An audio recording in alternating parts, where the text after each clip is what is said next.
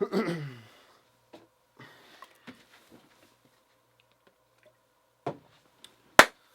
it going, my friends? Back with another video, and today I'm going to talk about the Leica Q2.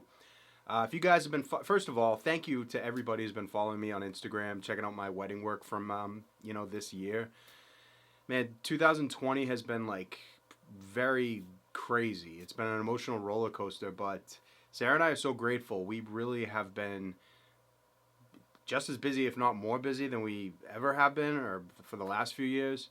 Our clients have stuck with us, and we've been producing some really great work that we're proud of this year. So everybody's been following on the Instagram and stuff. I post a lot of my wedding stuff just as I'm going through, and I just really appreciate it. Been a lot of support there. But if you guys were following over the summer, you know that last month, I think it was a month and a half ago, I bought the Leica Q2, and I normally never ever go on YouTube and like buy not never, but I usually don't go on YouTube and buy things that are recommended. But I saw it start to pop up in my feed a lot, the Q2, and really sparked my interest. I looked into it, and I was like, you know what? It's got a 28mm fixed lens. I use a 28 and a 58. That's kind of what I've been using this year. And so I was like, hey, let me buy it and just kind of see. I've never owned a Leica before. They're kind of legendary. I think now's the time for me to try it. And I have so much to talk about with this camera, but just as an overarching message here, I ended up selling it. So I kept it past the return date. Leica has a like a 15% restocking fee, at least the Leica store in Boston does. So I kept it over the 30 days, used it on 2 weddings, 3 engagement shoots, and decided to get rid of it. I couldn't justify the cost, basically, but I'm going to go through all the reasons why. Now, first off, over the top, the Leica camera does have some strengths. Its image quality is just, it's amazing. The 28mm 1.7 Summicron lens, it's a thing of beauty. It really, the engineering, the way that they've designed the optics, very clean, very nice images. When the thing locks on and you get accurate focus on it, it just is just spectacular image quality. It really is. The colors are some of the most easy that I've had to work with. The Nikon Z photos, the files, I shoot in RAW, everything from the wedding day. It took me a while from when I had the Z, because I switched over from the D850 and the D810 to the Z cameras. And it took me a little bit to figure out exactly how to work with the colors. They were not 100% just intuitive, like I just brought them up, I had to do very little tweaking and then move on. I had to kind of develop a system for different types of lighting. You know, indoor, getting ready stuff, low lighting, areas, backlit photos, just the way that the camera renders the colors. It took me a little while to figure out on the Zs. Now, I have really just figured everything out. I know exactly how to edit my photos. And also, not to get too off track here, but we've stopped outsourcing our editing. I'm just doing everything, all my editing this year. Since like the beginning of summer, I just started to do all my editing because I couldn't, the photographer's edit wasn't getting it right, and Evolve Edit was not getting it right. So I just stopped using them, and I've done all the editing myself. Now, if you have a camera that you really haven't figured out how to color correct correctly, how it renders skin tones in different light, it's going to be very difficult, and you got to really spend some time. Now, with the Leica, when I started shooting, I mean, it's just very easy to tweak. The colors come out pretty much amazing right out of the camera. So that was really the strongest point. That the way that the lens renders the images and the colors and the way they come out of it are super easy to work with. But that's kind of where the positives fall off. Yes, you do get amazing build quality with it. It's like a big piece of just like solid metal. It feels very solid. It doesn't feel like a cheap camera in any sense of the word. Very nice German engineering. But I mean, with the Zs, the Nikon Z, the stuff I use already, it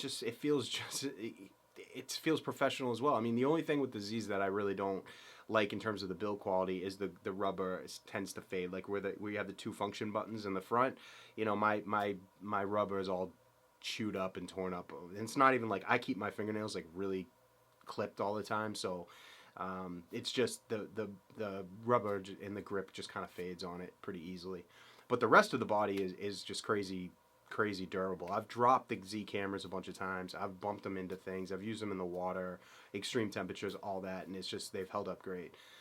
So the Leica build quality, but I feel like when you're paying $5,000 for a camera, that should be standard anyways. Like if I spend $5,000 on any consumer electronic, I mean, I guess you could say it's more professional electronic for the price range, but I don't know. I find that like most people who own Leicas, obviously there's some great professionals who use it, but most people who own Leicas do it for the brand and the feel of using something high end and unique. It's more of a style type of draw and feel that kind of will get people to spend that extra money with it. So I feel like build quality is kind of par for the course, or it should be if you're spending that much on a camera. So build quality, lens is incredible. The colors are incredible. But let me tell you about how freaking slow this thing is to use.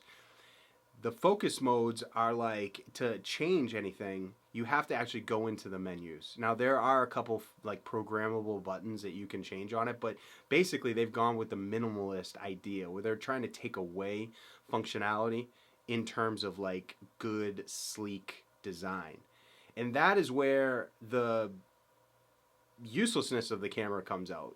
You know, not total uselessness, but for somebody like me using it at a wedding, I don't want to screw around with my camera. I want my main areas that I tweak and I go through, like the focus modes. Metering pretty much stays the same on the Z6. I don't touch that. Picture profiles, file sizes. Sometimes I want to shoot in JPEG, sometimes I want to shoot in RAW, depending on what I'm doing. Like if I'm just going out for the day, or even some engagement shoots, I'll shoot in all JPEG. But obviously, at a wedding, I need to shoot on all RAW. I need to have that functionality.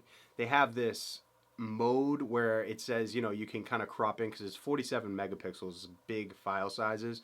And so, like, they have this button function on the back that you can, like, kind of crop in to get different focal lengths. One's a 35, one's a 50, and one's an 85 or something like that. It's all it is though is a crop. You're not actually it's a non-destructive crop. So you push the button on the back and you get this little crop thing that pops up.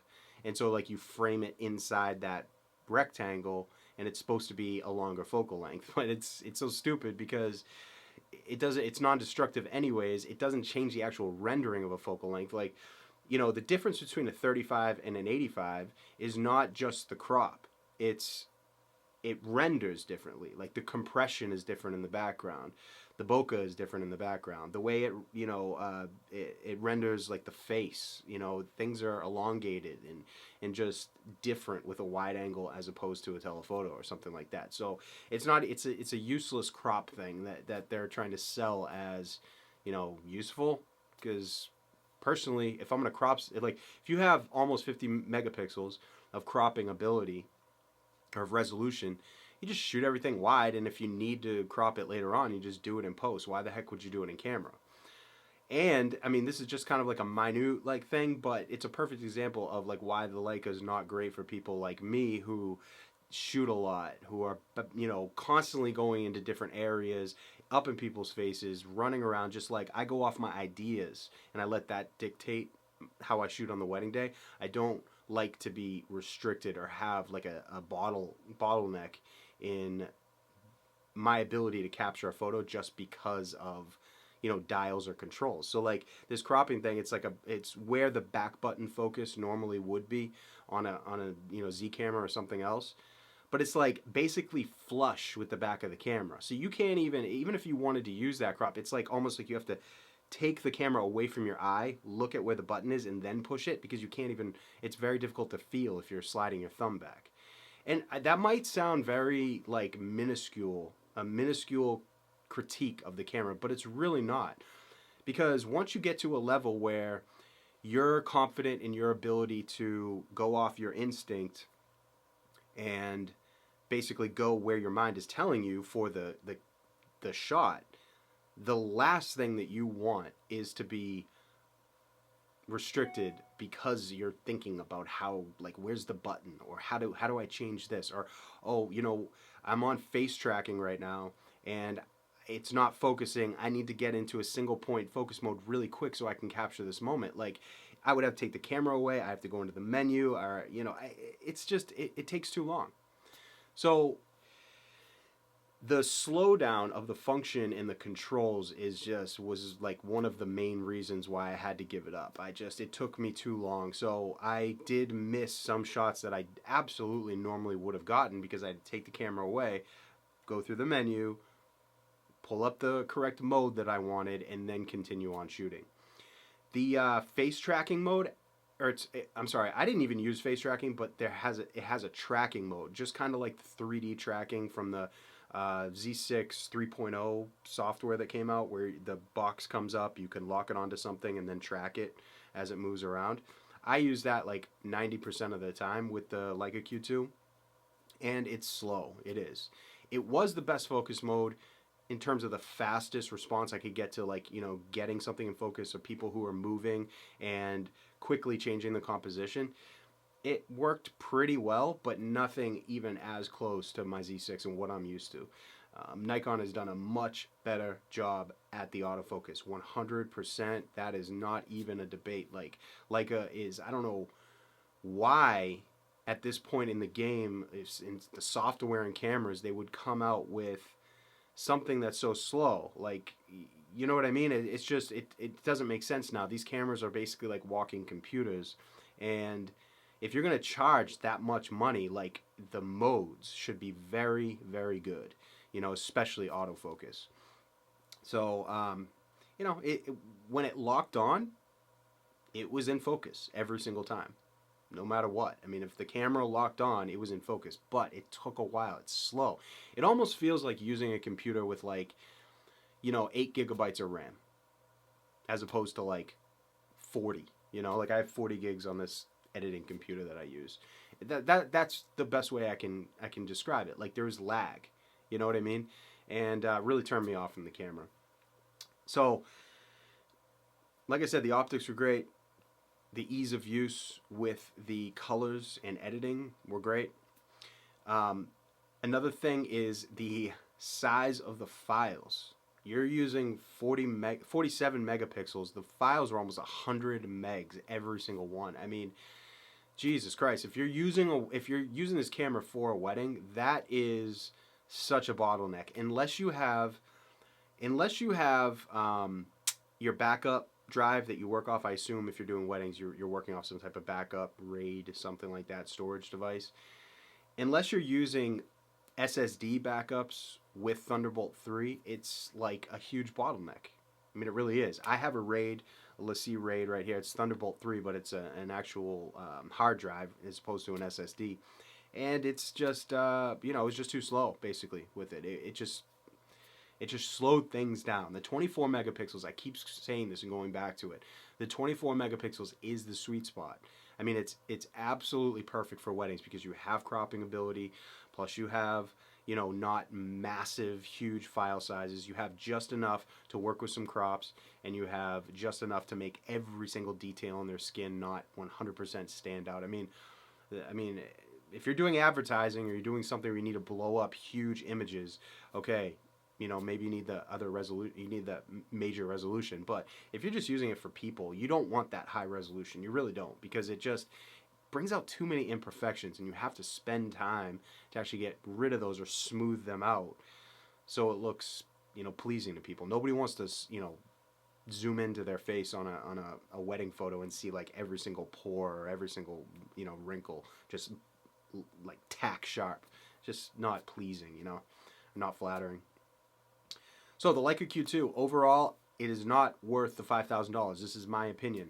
I just don't think it's worth $5,000. It's a very, very expensive camera. I mean, the batteries itself were like $500. No, I'm sorry. The batteries itself were like $275 for a battery. I mean, the battery life was great, but not any better than my Z6s. It's the same. Everything's just overcharged, and they do it because you're getting a piece of design that's like, cutting edge and like high class, and they've sold that to you, and that's modern marketing. And you know what? If people want to buy it, more power to you. I'm not dogging you. there is something to be said for a Leica. You know, it makes you slow down and it makes you think about your shot more. But I don't really have a problem with that personally. Like, I am very methodical in how I shoot anyways. I try and visualize the shots first, and it doesn't really matter to me what type of camera I'm using. The Z6 just checks all the boxes for me. And I didn't make this video as like a Z6 pump video or like, you know, to keep talking about it. But this is what I compare the new gear I get and I test out. I compare it to the Z6 because that's what I use, and I haven't found anything that ticks all the boxes better for what I do. Leica Q2, like I said, not a good investment unless you have just, you know, basically fuck you money that you can just, you know, throw off and just buy whatever you want. I don't have that type of money, so I ended up selling it. Can't justify the cost. I would be interested to hear if you guys are using the Leica Q2, you know, your I guess your experiences with it. What do you think, especially if you've used other brands of cameras? Just tell me what you think. I mean, also, before I end this video, another point is that the EVF was very good and the back screen was very good. But again, I go back to the whole thing. Well, the back screen didn't have a tilt out. It's just set in, which is, you know, after you've been using a tilt out screen to frame things, it's kind of difficult to not have that. But like I said, these are all things that they've sacrificed. They've charged a very high price, but they've sacrificed functionality in terms of design.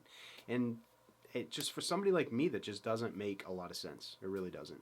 I'm interested in capturing photos. I'm not interested in having a sleek looking camera. That's not what I care about. That's not what the number one is for me. Especially with the quality that you can get out of things that are half the price nowadays. So hopefully this was helpful to you guys. The reason why I made it, a lot of people have been asking me what I think about it. I'm sure they've seen it going around YouTube and stuff like that too. So my opinion, save your money. Grab a Z6, grab something else, a couple nice lenses, and you will be good to go. Thank you all for the support. I appreciate it, and hopefully you enjoyed this video. Till the next time, my friends.